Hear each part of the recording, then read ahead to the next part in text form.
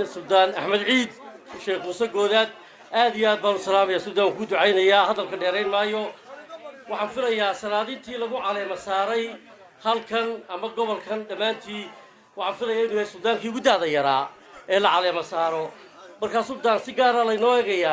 هذا بهاش أساس في عنقول نشعل الدعاء وضياش يا شيخ البلد كي يعيد كسب كودو عين أنا نقول كودو عينينو hadduu ilaahay kugu asturo ilaahay kugu ilhaamiyo waxaad noqon doontaa inay jiilka dambe la isku soo qaado taladu waayo taladu da' maaha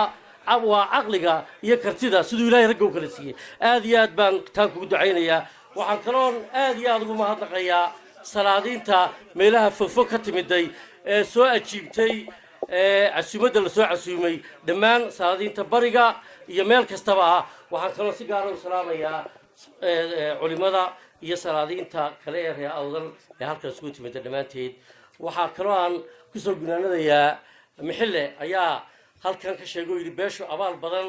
bay leedahay abaalka way siisaa marka mixille miduba ku bogaadinayaa beeshu haday abaal leedahay waa wax fiican waa wax wanaagsan laakiin waxa ilowday taariikhdii abtiga ninkii loo jiray 96 ay doorashada wada galeen abaalka